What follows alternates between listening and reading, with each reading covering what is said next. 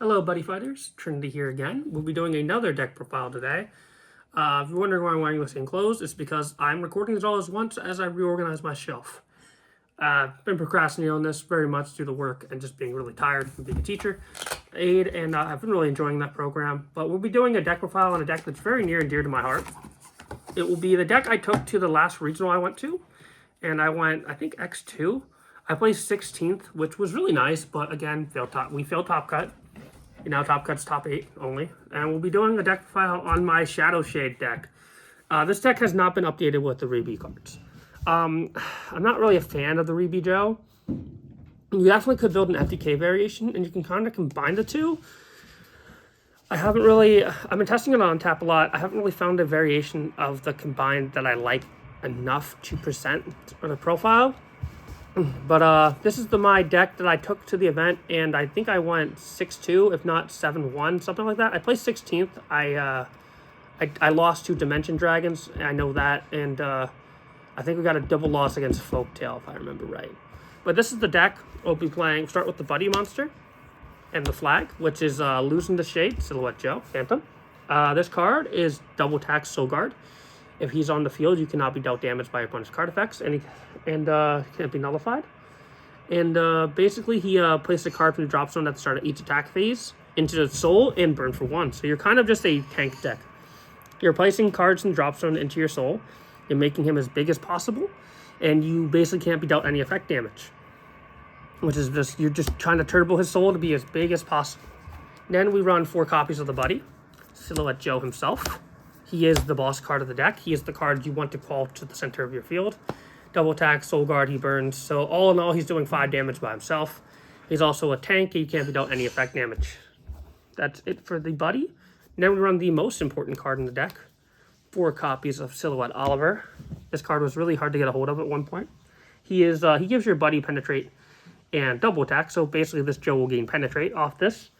And he's put into the drop zone from the Soul of your Shadow Shade. You can gauge and draw. He can also be put from the hand into the Soul of Silhouette Joe. So that's how you can buff his soul a little bit. Then we run one of my favorite cards, Hugo.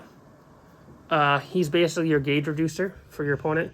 Has a similar effect. You put him into the Soul of Joe, and he drops gauge to the opponent when he's dropped from soul. Then we run 3. I only got 2 foil. I've been always looking for a 3rd copy, but we have 3 copies of Silhouette Simbar. He just lets you add back a Shadow Shade from the drop zone to your hand. Just a really good card. And then the final monster, we play 1 of the Omnilords, because you can only play 1 outside of their main world. And he's basically an extra soul that you can call back for 1 life, and he protects your Joe. That's it for the monsters. Again, Magic World likes to run their spells, and that is all for the monsters of the deck. We're gonna move on to the spells. We got my favorite spell in the entire deck, Shade Party Time. Woo! This card allows us to add a Shadow Shade monster and a set spell from our deck to our hand. And the set spell is just as important as Joe himself. Pay a gauge and a life, he lets you add something to your hand. Then we'll start with the set spell. This card is Losing the Shade. It's been a while, so I'm going to read this upside down. At the start of attack phase, put the top card of your deck into the Soul of Shadow Shade on your field, and you may choose a card from the Soul and add it to your hand. So you can kind of, with this deck, something I like to do is loop spells to certain matchups. So there was a deck that I fought in the regional, I remember very well. I fought, this is before Ultimate Unite, so I think we were on G-Boost Base was the set? No, it was Craft. Craft was the one I fought. I fought G-Boost Craft, and, I used this to loop Telecure over and over and rest his stuff so he could never swing at me. And he got very frustrated because the deck had no rest protection at the time, unless you ran something generic.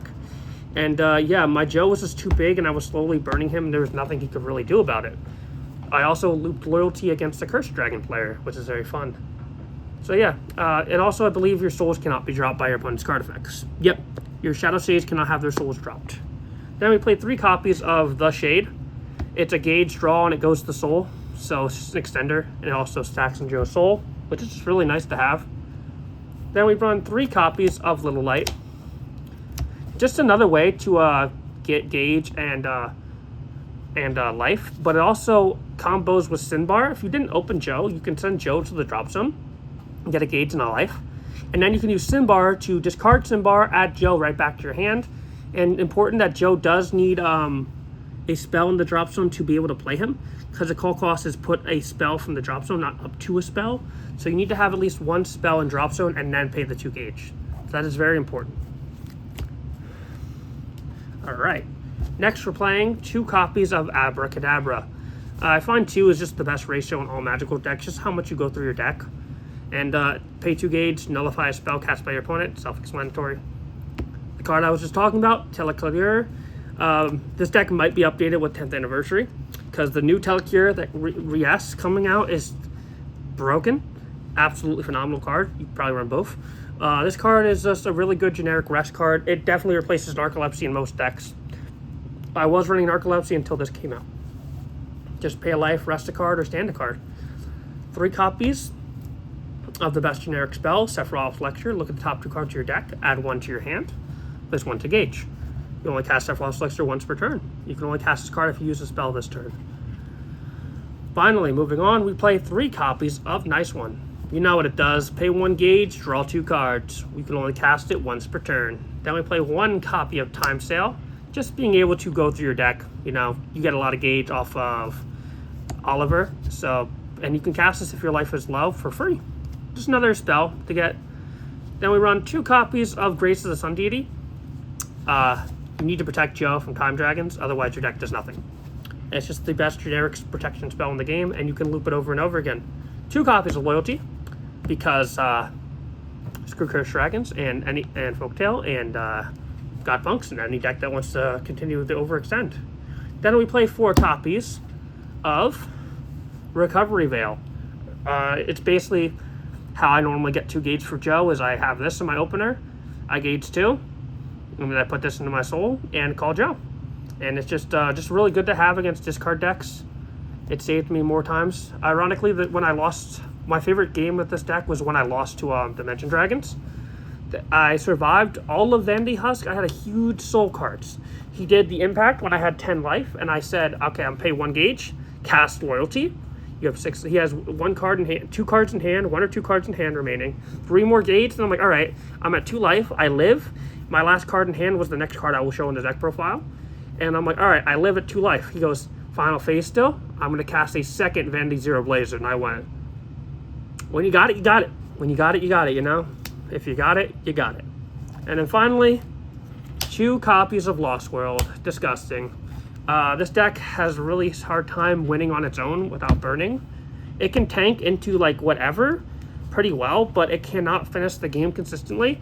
But with the effects of Oliver getting you a gauge and draw and be able to put him back in the soul repeatedly, and with cards such as the set spell, which lets you add cards from soul to your hand, you'll be able to see Lost World pretty consistently in this deck. And just being able to go into Lost World can just really make and break the matchup. Because this deck can't beat a Thora. This deck is probably the weakest wall deck in the game, comparing it to Dual Jaeger and other decks like Zerberus. But it has more utility than those decks. I will give it that. And it can turbo Lost World a little better. That is it for the deck profile for my magical deck for Shadow Shade. Played this deck since Triple D, and I've really loved this deck. Again, there's an FTK variation that you can look into with the Rebi. I just personally prefer this variation of the deck. Thank you for watching the video. Look forward to the next one. I'll be going over Mystic.